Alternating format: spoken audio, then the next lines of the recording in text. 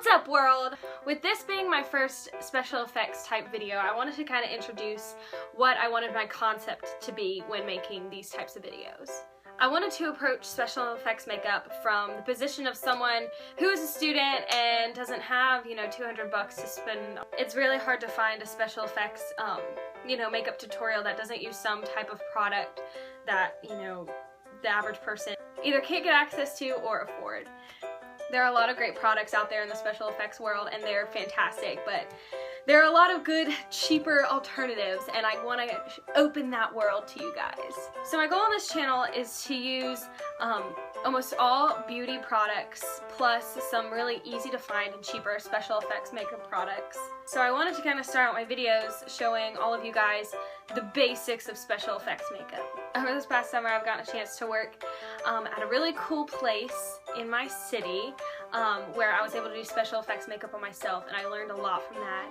I just want to share all that information with you. I'm going to start out by kind of giving you the basics. Basic wounds, cuts, how to apply things, how to make homemade special effects products. So without further ado, here's my very first special effects makeup video.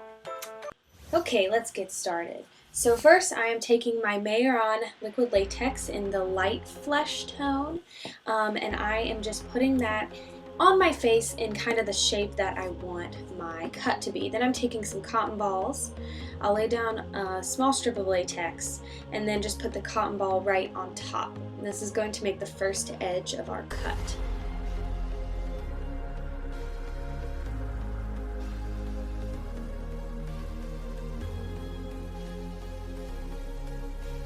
Now I'm taking more liquid latex and I'm just going to saturate that cotton ball entirely. I like to use my finger to smooth down the edges. And then I take the end of a sponge and just lift up the edge so that is really defined. And then I just do the exact same thing on the other side to make the other side of the cut.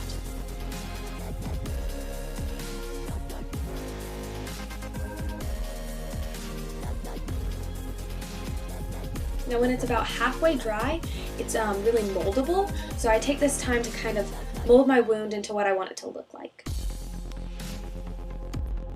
Now once it's dry, I'm going to take my CoverGirl powder in 210, and I'm just going to put that over top just to take away the shine, and since I got flesh tone liquid latex, I don't have to put any foundation on it. Now this is my Wet n Wild lipstick in dark wine. I'm just going to put this on a brush and put it on the inside of my wound. This is just a base color and most of it will be covered up, but it's nice to have this base color down so that if there are any holes or patchiness that it won't be shown.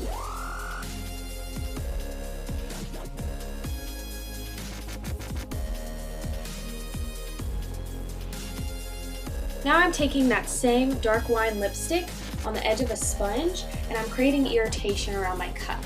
What I did was put the lipstick on the end of the sponge and then rub the sponge on a makeup wipe so it kind of diffused it, and then I just dab it around my cut. Now I'm taking the Wet n Wild lipstick in Cherry Frost, which is a brighter red, and do the exact same thing with the sponge. This lighter red is just adding depth to our irritation.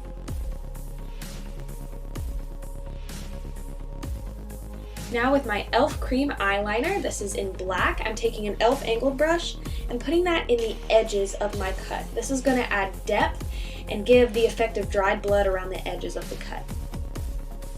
The best way for me to do this is to get it darkest inside the edges, maybe a little bit under the cotton and latex, and then kind of brush it towards the center.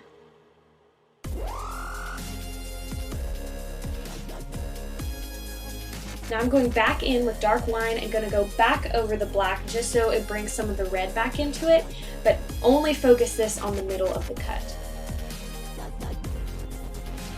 Now I'm just powdering over it because how I made my fake blood, I didn't really think about it not really attaching to the lipstick, so I put some powder over it so it stick. I made this fake blood from things that I found in my kitchen, and I will have a video up soon about how to make it. And this is the completed look. Guys, thank you so much for watching.